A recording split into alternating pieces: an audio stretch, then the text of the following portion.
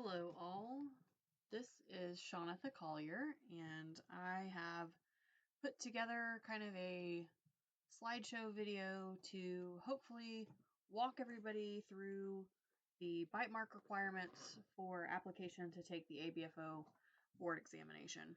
I know there's a lot of information to sift through in terms of what's required to apply, and that can be pretty daunting, so I'm going to again, kind of break things down for you with the Bitemark requirements, as oftentimes there's a lot of questions on this aspect of the ABFO application.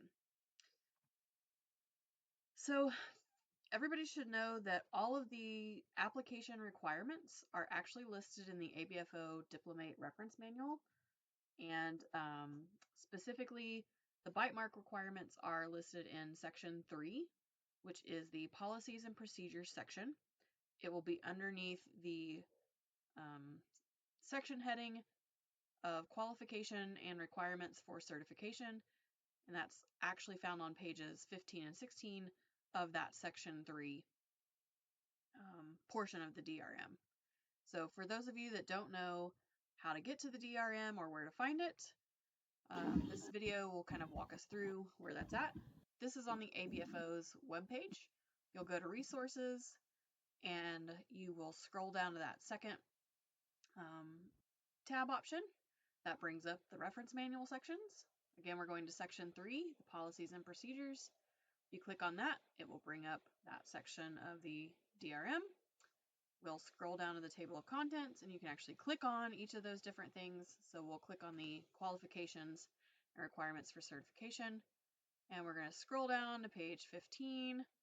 And right here on point D is where it starts listing out the requirements for your Bitemark cases. So I'm going to walk you guys through all of this. So first off, we're going to start with the basically overall requirement, which is that you must have 4 completed Bitemark cases, one of which must be a case in which the pattern injury was analyzed, determined to be a human bitemark, and had sufficient evidentiary value for comparison. So keep that in mind as our overall requirement. So to break that down, again, 4 Bitemark cases total, 1 has to have gone through suspect comparison. That means the other 3 can be analysis-only cases, comparison-only cases, or any combination of the 2 types of cases. There are subpoints to the overall requirement. These are basically kind of bullet points underneath that main section that I just read to you guys that you saw from the DRM.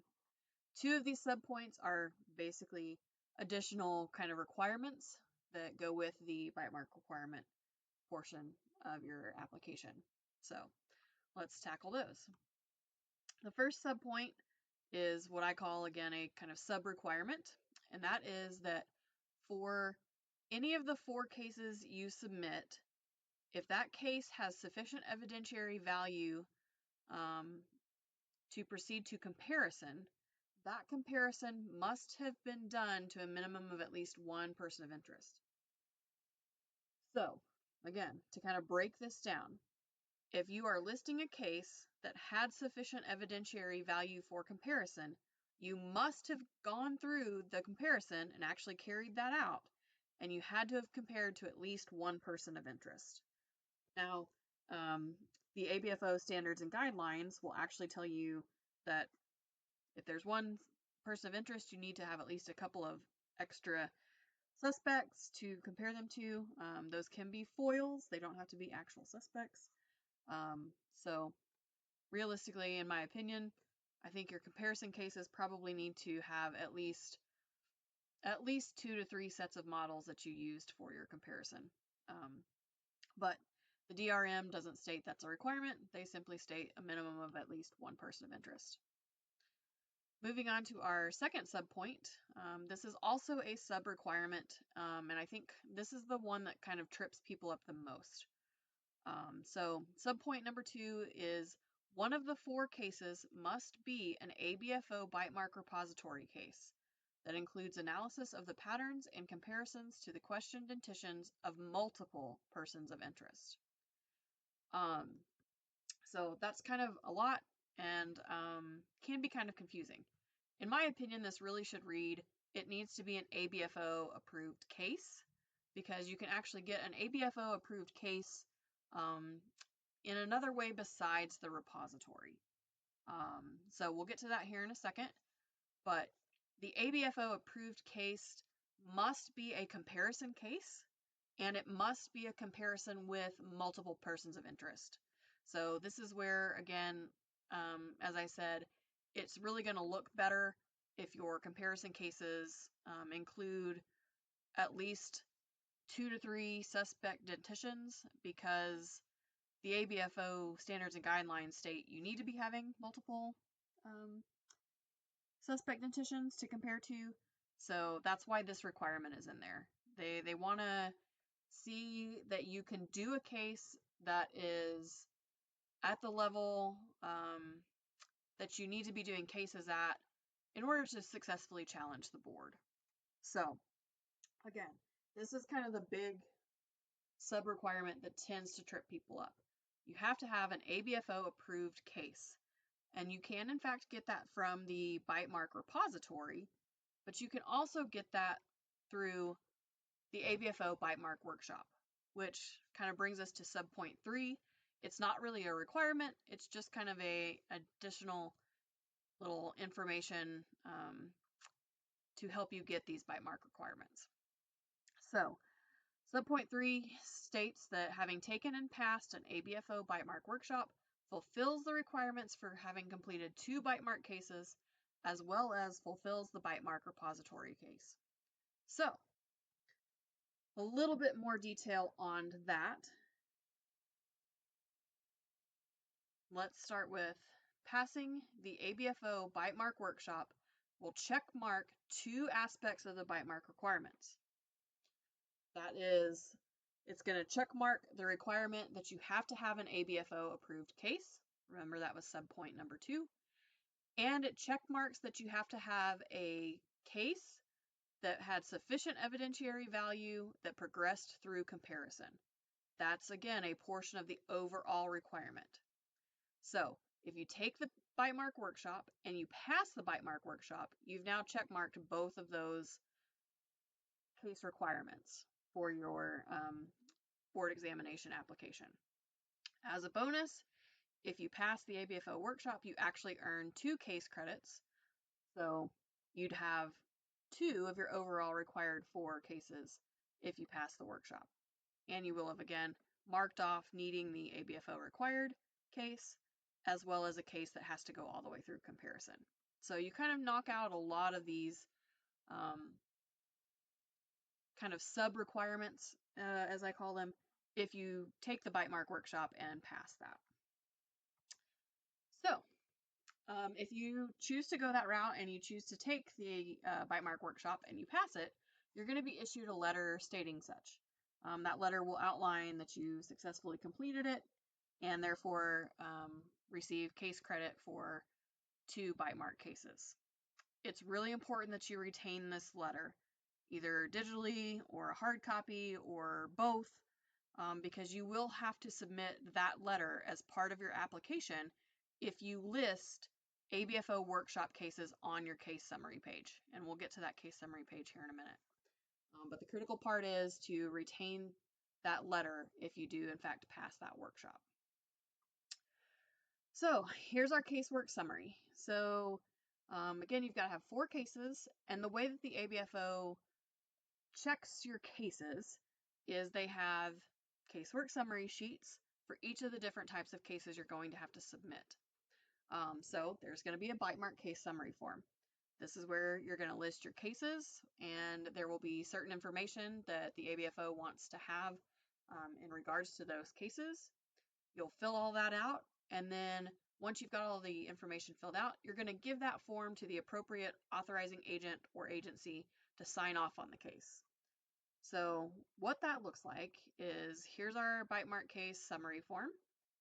This is actually my form that I used when I applied for the board exam.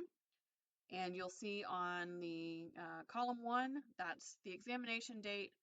Basically, you're going to use whatever date you were contacted to start the case is the date that I used. Then the second column is going to give you your location and your jurisdiction. If you're actually doing a current or real world Bitemark case, that's going to be, your law enforcement agency, your medical examiner's agency, whoever has requested that you do this case. You can see that 4 out of my 6 were actually historic cases that I earned through various different means. So that's why I don't have any actual location or jurisdictions other than the ABFO workshop, which I did in Dallas. That third column is going to be the case number. Again, that's whatever case number you have for that Bitemark case. Primary investigator means, did you take the records for this case? So did you go photograph the actual pattern injury, or did you go take suspect models for the case while someone else took the pattern injury photos? Basically, this has to do with, did you have any hand in the records collection aspect of this case? I did not, therefore mine is all no. Column number 5 is it an ABFO developed case? Again, remember, one of the requirements is it must be an ABFO approved case. So this is where they're wanting to see, yes, I've done an ABFO approved case. You'll notice that I have yes on the 2 lines for my workshop cases. Again, you should have yeses marked if you're claiming what workshop cases on this form. You will also have a yes on this column if you do a Bitemark repository case. Column 6 is, are you submitting this case? We'll kind of get into that here in just a second, but there is a requirement that you have to submit a case with full and complete documentation. They want to know which case you're submitting, so for me it was my case that I have in line item number 4. Once I filled all of that information out, I took it to the appropriate person for their signatures, and that went in column number 7. You will note that for the workshop cases, I just simply said see attached case credit letter. That again is why you need to keep that letter, because if this is many years down the road after you've taken the workshop, I can assure you whoever was workshop chair is probably not going to go back and see that you actually took the workshop and sign off on it. They're going to say you should have kept your case credit letter. So again, make sure you keep that credit letter, because that's what you're going to have to submit if you want to get credit for those workshop cases. Same goes for repository cases. They will issue a similar letter if you end up doing a repository case. So casework summary sheet, again, that's how the ABFO is going to know what cases you are requesting credit for in terms of your application to take the board exam. The critical part of those summaries is the signatures. If there are not signatures on that page, the ABFO is not going to accept those cases as case credit. Again, the person signing off on it should be the person who approved the report for that case, or who basically kind of had overall jurisdiction on that case. So again, that could potentially be an ME, that could be a law enforcement officer, that could be a Department of Human Services individual, if it's maybe a child abuse case. Whoever you are having to prepare the report for should be the one that signs off on those case summary forms.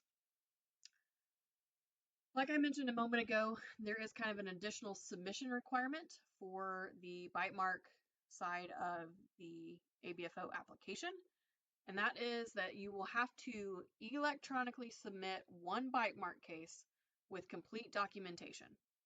What that means is they want to see your report, they want to see all of your comparative material, and they basically want to be able to look at everything that you've done work product wise to again make sure that you are performing cases at the level you need to in order to successfully challenge the examination, as well as making sure you are following the ABFO standards and guidelines. That's going to be a big thing. If you are not following the standards and guidelines, they are not going to allow you to take the board exam. So make sure that the case that you are submitting is one that you're pretty confident in, and you don't worry about them rejecting that case. So a little bit more on that. This has to be a case that includes suspect comparison. Again, they want to make sure that you know what you're doing with a Bitemark case, and that means all aspects of a Bitemark case, including suspect comparison. So you have to submit a comparison case. Now, here's kind of the kicker. It cannot be a case you did for the workshop. That is according to the Diplomate Reference Manual. You'll see that if I back up again right here in that bold italicized second sentence. Cases undertaken as part of ABFO workshops cannot be submitted for this requirement. So I'm a little unclear at this point in time whether or not a repository case would work. But if you are running into an issue with this part of your requirement, what I would recommend that you do is reach out to the chair of the Certification and Examination Committee. That information is on the ABFO website, and send them an email stating, hey, I've got all my Bitemark cases. However, the only case that I have that's a comparison is one I did for the workshop, and they should, either tell you, okay, go ahead and submit that, or they'll say, nope, sorry, won't count. Here's what you need to do, and they'll give you some guidance on how to proceed. Again, this case submission is going to have to include your work product. When I applied for the board examination, they wanted to see my report, the images, basically my best images, meaning the images I actually used for comparison of the injury. They wanted to see the suspect models, and I had to submit my Photoshop file that had my Bitemark image and all of my suspect dentitions overlaid in that file. Some years they want the Photoshop file, some years they don't. But I would tell you, be prepared to submit something digitally that shows how you actually went about your comparison. Again, be that a Photoshop file or some other software that you use to do your overlays onto your injury. I'm going to just kind of go through some other important information in terms of these Bitemark requirements. Again, this is not necessarily a requirement aspect, it's just helpful information as you're working through these requirements. Any of the materials that you obtain through either the workshop or the repository are the property of the ABFO. Most of you will probably have signed some sort of document if you are given one of those cases, basically stating as such, and basically stating that you are not going to share or distribute those materials. So they do take that very seriously. If they find out that you are sharing those ABFO workshop cases or the repository cases around to other people, or distributing those materials in any way, shape, or form, you can pretty much guarantee that you will not be allowed to take the ABFO board exam. So just don't do it, guys. Just don't do it. With your case submission, it is my recommendation that you choose a case that really showcases your knowledge, understanding, and skill in a Bitemark case. That's really the whole reason they want you to submit a case. They want to see what you can do and what level of understanding you have in terms of working a Bitemark case from start to finish. If you submit too easy of a case, chances are they're probably going to ask you to submit a different case. That's just going to be really tedious and time consuming for you to try to put together. So again, I would just recommend choosing the appropriate case from the get-go to save yourself some time and headache. There is a possibility you could end up with more than 4 Bitemark cases. As you saw, I ended up with 6 actually for my application. So anything above that 4 can be used to fulfill the 3 additional case requirement. or they can serve as cases in the additional activity requirements. You can earn up to 20 points per case above the main required casework numbers, with a maxing out at 5 additional cases. So just know that if you have other Bitemark cases that you've done, put them on your casework summary and submit them, because they're going to count for points in other places as well. Ultimately, once you submit everything to the certification and examination committee for your application to take the board exam, it is their discretion whether or not they are going to accept your submitted cases.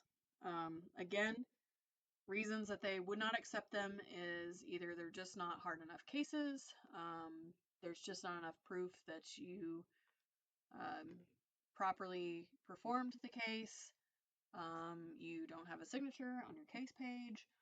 There's a couple of different reasons why they would not accept your submitted cases. So if you follow everything that I've kind of gone through in this presentation, I would like to think that you're going to be good to go. But just kind of as a disclaimer, it is ultimately up to them whether or not the case is sufficient enough to meet the requirement. If it's not sufficient enough to meet the requirement, they will contact you and they will let you know, hey, we have a problem with this case. They'll either ask you for additional information on that case, or they'll just ask you to submit a different case. So don't panic. Don't think that if they find something insufficient, you're automatically done. You're not. There will be communication with you and an opportunity to try to rectify that situation. You will not get back any information that you send them as part of your application. So once you send that off to the certification and examination committee, you're not going to get it back. They're not going to return it to you. Everything is submitted digitally, so it should be very easy for you to have your own copy that you keep just in case something crazy happens. So keep that in mind. Make copies of everything. Make sure you've got everything easily found on your computer, or if you're making paper copies, just again, make sure you have your own copies easily obtained in case they ask you questions about things. So in summary, for the ABFO Bitemark requirements to be able to apply to take the examination, you need 4 Bitemark cases. A minimum of one of those has to have gone through comparison. A minimum of one of those has to be an ABFO approved case. You can either get an ABFO approved case through the Bitemark workshop or the Bitemark repository. All 4 cases on your case submission form has to have all the appropriate information, as well as a signature in that last column, basically saying, yep, I've reviewed this case, it's good, I'm signing off on it. You will have to submit 1 full case with all of your documentation for review. Again, that needs to be a comparison case, and you need to be prepared to submit your report, the injury images, suspect dentition images, and possibly the file that you used to do your comparisons, be that a Photoshop file or some other software that allowed you to digitally overlay suspect dentitions onto the patterned injury. I know that's a lot, but hopefully this gives you a resource to kind of go back through, look at, review, as you're going through the process of getting your requirements to take the ABFO exam. If you still have questions about anything there, or you have a specific question, maybe about one of your own cases or something like that, feel free to reach out to me. If I can't answer your question, I will try to get you in contact with someone that can. Again, hopefully all of this was helpful for you guys and maybe makes things a little bit easier in terms of understanding what requirements are and how to go about getting those.